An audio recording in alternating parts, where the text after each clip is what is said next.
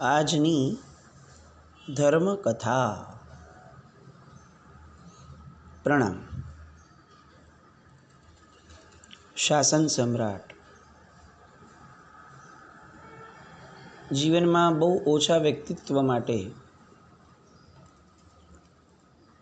અંદરથી સદભાવની આવી ઉર્મિઓ નીકળે કે જે 70 વર્ષની આસપાસના જીવનની અંદર સાહેબજીને શાસન માટે કરી ગયા, એ બધાનું અવલોકન કરતાં સહજપણે અંદરથી ઉઠે છે.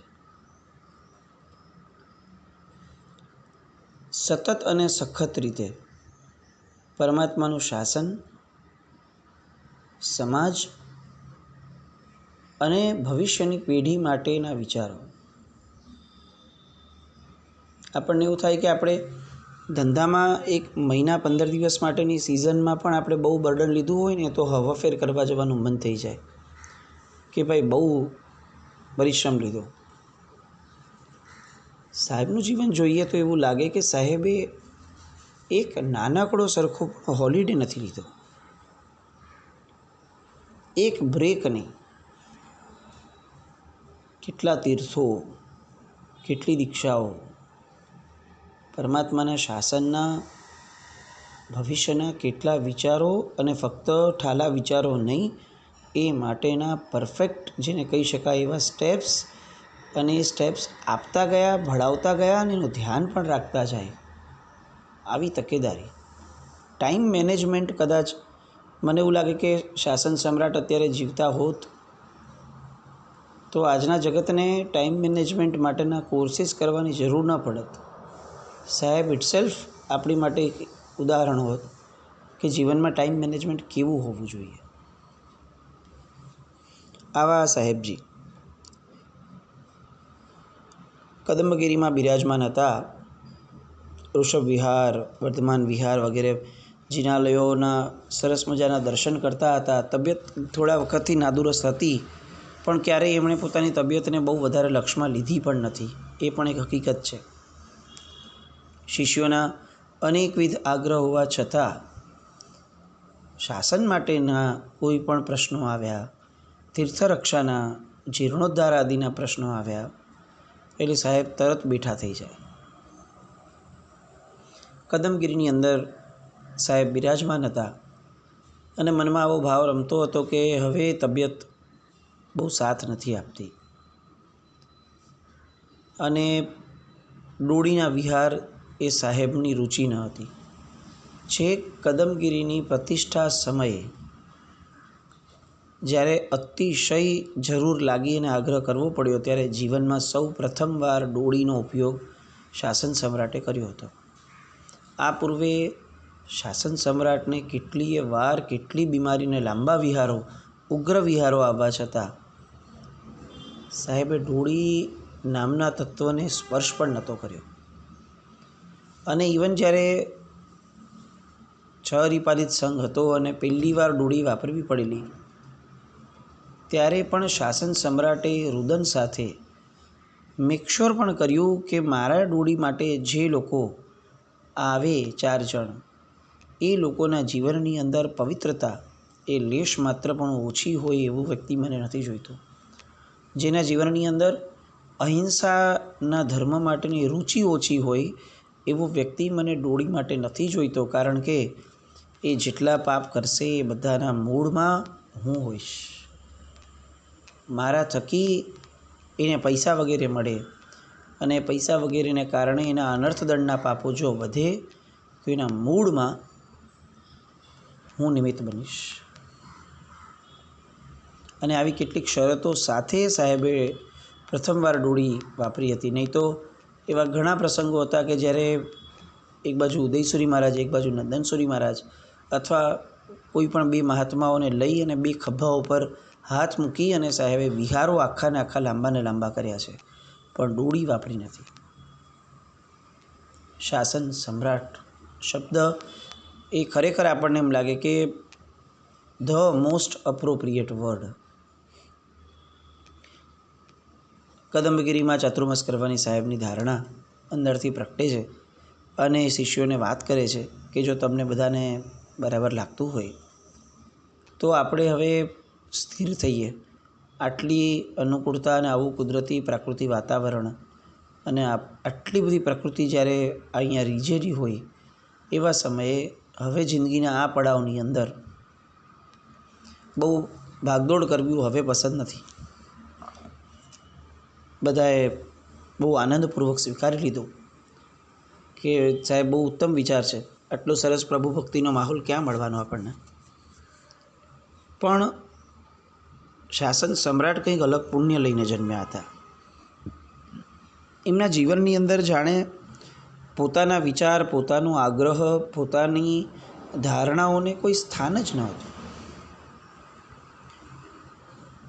મહાત્માઓ હારે વાત થઈ, કેટલાક શ્રાવકો જે ત્યાં બિરાજમાન હતા એ લોકો સાથે વાત થઈ. બધાએ નક્કી કર્યું કે સાહેબ અમે પણ રોકાઈ જઈએ અને આપણી સાથે જ અમે અહીંયા ચાતુર્માસ કરશું. આ રીતે આખું બધું પ્લાન થાય છે. અને એટલામાં મહુવાનો જે સંઘ છે એ મહુવાનો સંઘ સાહેબને વિનંતી કરવા પધારે છે. સાહેબ બે જિનાલયો બનીને ઓલમોસ્ટ તૈયાર થઈ જશે હમણાં. એમની પ્રતિષ્ઠા આપના હાથેથી કરાવવી છે. સાહેબ ચાતુર્માસનો લાભ આપો.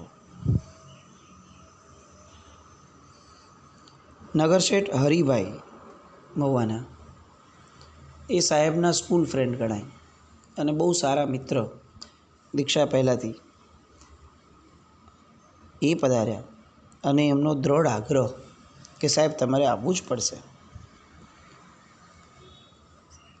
પૂજ્યશ્રીની અંદર ગમે તેટલી કડકાઈ હોવા છતાં એક જે ગજબનાક ગુણ હતો એ હતો સામાના કૂણા હૃદયને ક્યારે પણ કઠોરતાથી દુભવવાનો નહીં, આ વાળો ગુણ.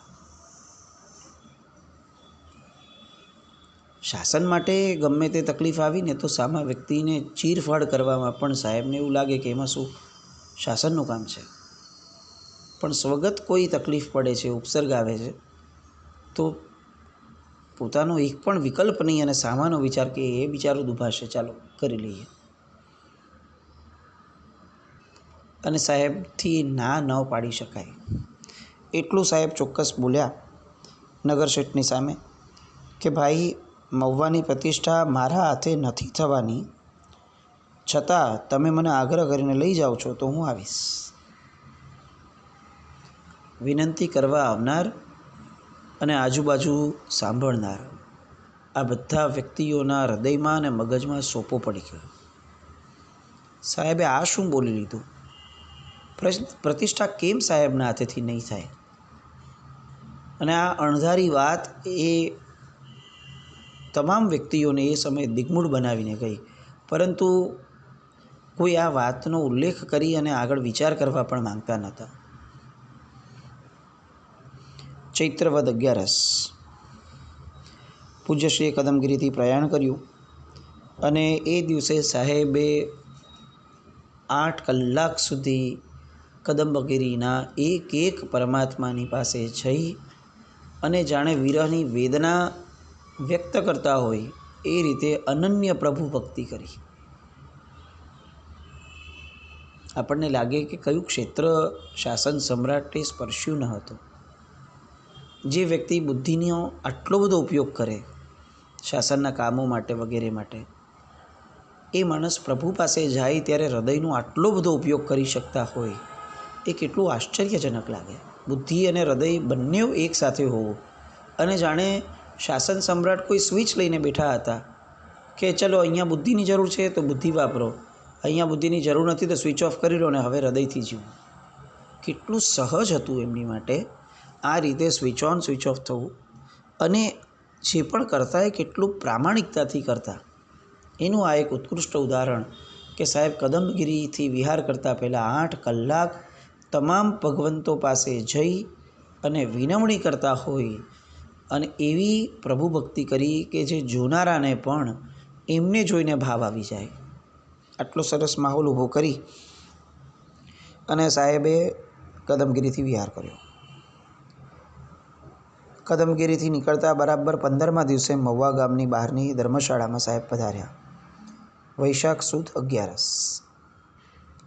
સ્વાગત માટે ફક્ત મહુવાનો સંઘ નહીં, મહુવાનો દરેક વ્યક્તિ પધાર્યો. એ દિવસે આખા મહુવામાં સ્વૈચ્છિક રીતે બંધ રખાયો.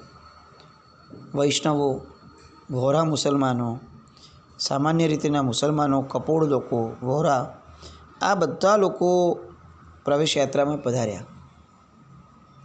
મહુવાનો પનોતું રત્ન દાદા, એ દાદા પધાર્યા હતા. અને એટલે બધા જ પોતે આ દાદાને પહોંચવા માટે બહુ મોટી સંખ્યામાં હાજર.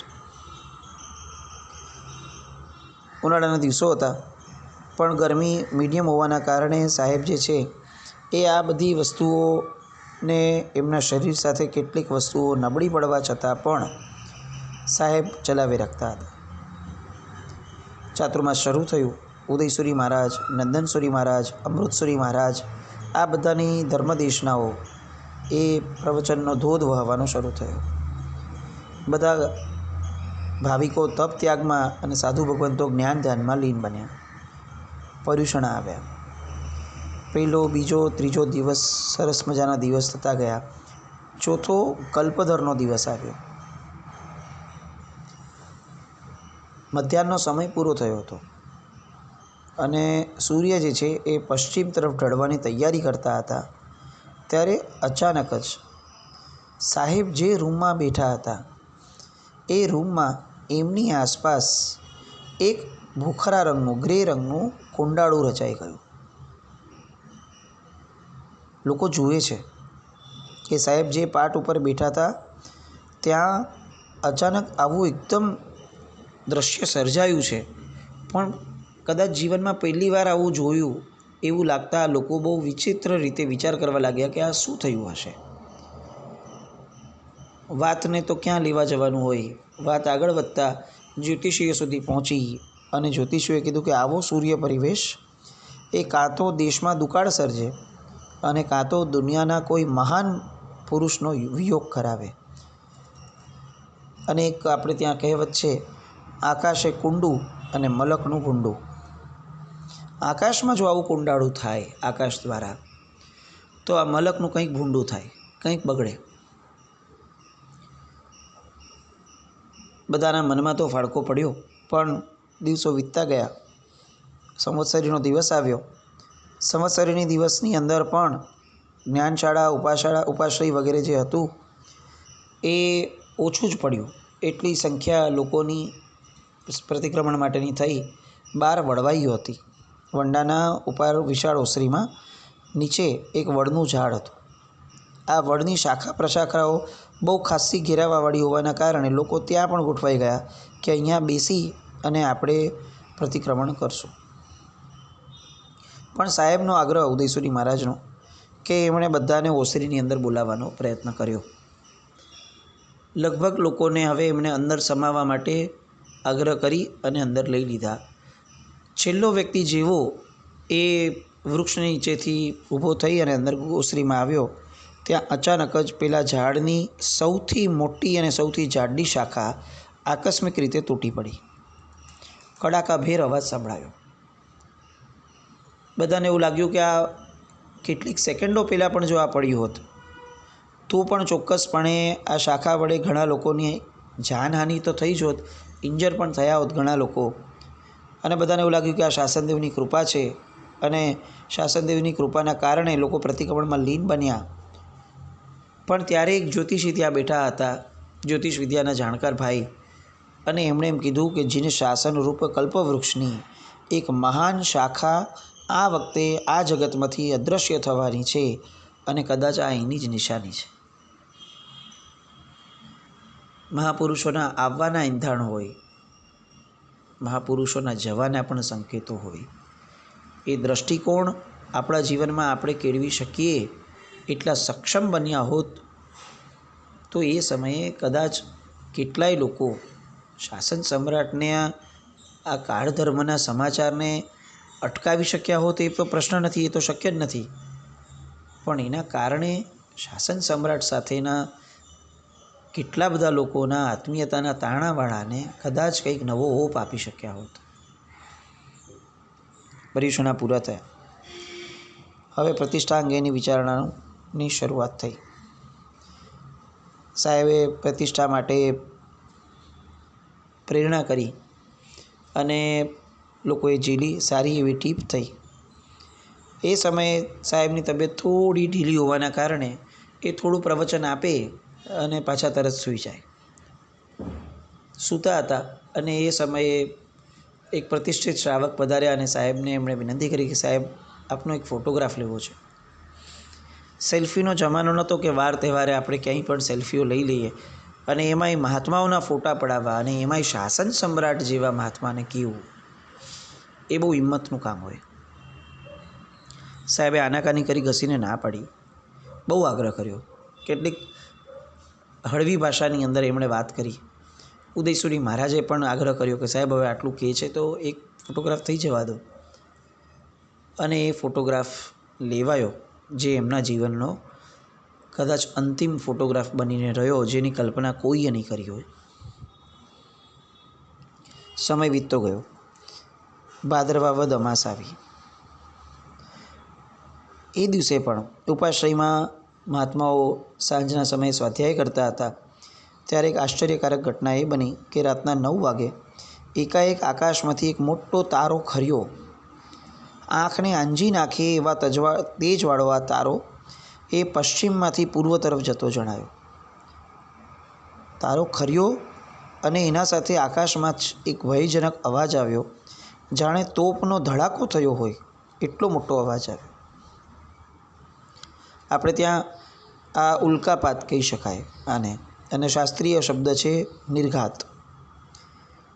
પણ આવા ઉલ્કાપાત અને નિર્ઘાત ત્યારે જ થાય જ્યારે આ દુનિયાને કોઈ એક મહાન આત્માનો ચીર વિયોગ નિકટના ભવિષ્યમાં સાંપડવાનો હોય. અને ભાદરવા વદ અમાસની અંદર અમાસી રાત્રિએ આવી જ કોઈ એક ઘટના એ જાણે ફરીવાર એ કોઈક સંકેત આપીને ગઈ. બીજે દિવસે વહેલી સવારે મહુવાના એક બજારની અંદર હાટડીમાં એક અજૈન વ્યક્તિને એક શ્રાવક મળ્યો ને એને શ્રાવકને બોલાવીને બેસાડીને કીધું કે દોસ્ત, મને એક સપનું આવ્યું. કે શું આવ્યું? તો કે મને સપનાની અંદર શાસન સમ્રાટ જે છે દાદા, એ નેમિસુરી મહારાજ સાહેબને 4 જણા ઉચકીને જતા હોય અને સાહેબનો કાળ ધર્મ થયો હોય અને લોકો ગુલાલથી આખી શેરીને રંગતા હોય અને એવા સમયે મારે ત્યાં મેં બધાને ચા પાઈ, આવું એક સ્વપ્ન મને આવ્યું. પેલા શ્રાવકથી તો સંભળાયું પણ નહીં અને એટલે એ શ્રાવકે તરત એને કહી દીધું કે ભાઈ, આવી બધી વાતો નહીં કરવાની. તને સપનું આવ્યું, આ વાત તારા પૂરતી રાખીને આ વસ્તુ પૂરું કર. આવું અપશકુનવાળી એક પણ વસ્તુઓને આપણાથી સંભળાય પણ નહીં. અને ત્યાંથી રવાના થયા. પેલા શ્રાવક ચંપકભાઈ સ્તબ્ધ તો થઈ ગયા, પણ મહાત્માઓને વાત કેવી રીતે કરે, પોતાની જીભ ન ઉપડે. થોડા ઓર દિવસ ગયા અને હવે સાહેબના શરીરની અંદર એક પછી એક વ્યાધિનો દોર જે શરૂ થવાનો હતો એની શરૂઆત ચાલુ થઈ. સૌથી પહેલાં સાહેબને ઢીંચણ પાસે, પગ પાસે ખરજવાનું પ્રમાણ વધતું ગયું. સાહેબ જેવું ખંજવાળ કરે એમ થોડું થોડું થતાં ખણ આવતા લોહી નીકળી આવતું.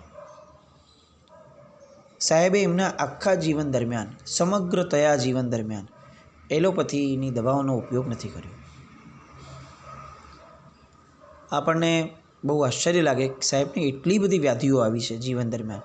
તાવ એ સાહેબનો જાણે જોડિયા ભાઈ હોય એ રીતે પડછાયાની જેમ સાહેબની સાથે જીવનભર રહ્યો છે. એવરી નાવ એન્ડ ધેન સાહેબને તાવ એટલી બધી વાર આવ્યો છે.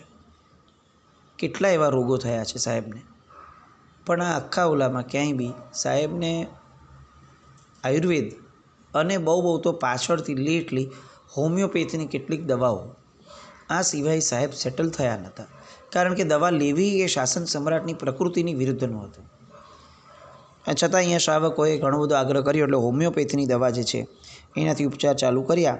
થોડી ઘણી રાહત થવા લાગી અને પછી તરત જ એમણે એમ કીધેલું કે મને બહુ સારું નથી લાગતું અહીંયા, મને એવું લાગે છે કે ચોમાસા પછી તરત આપણે નંદન વિહાર કરવો પડશે.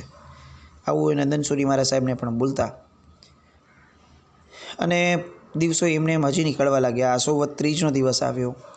અને રોહિશાળાની જમીન માટેનો જે દસ્તાવેજ થવાનો હતો એ દસ્તાવેજ પણ થઈ ગયો. સાહેબની તબિયત બહુ નબળી હતી અને તેમ છતાં પણ સાહેબે એ દસ્તાવેજ વાંચવાનો આગ્રહ તો રાખ્યો.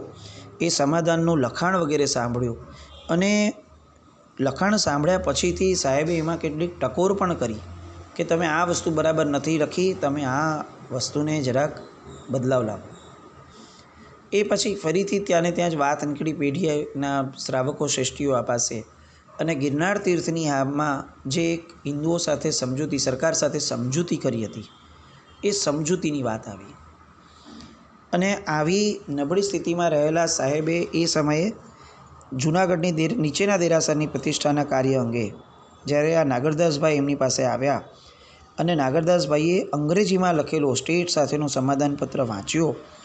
એ વાંચતાની સાથે જ પૂજ્યશ્રીએ કીધું કે જેને માટે આપણે સ્ટેટ સાથે આજ સુધી લડતા આવ્યા અને ઘણું સહન કર્યું અને જે સ્થાન નેમિનાથ ભગવાનના કેવળ જ્ઞાન અને નિર્વાણ કલ્યાણકની ભૂમિ છે, એ પવિત્ર 5મી ટૂક આપણે જાણે હાથે કરીને આ સમાધાનની અંદર સ્ટેટને સોંપી દઈએ છીએ, એવો આનો ગૂઢ અર્થ થાય છે.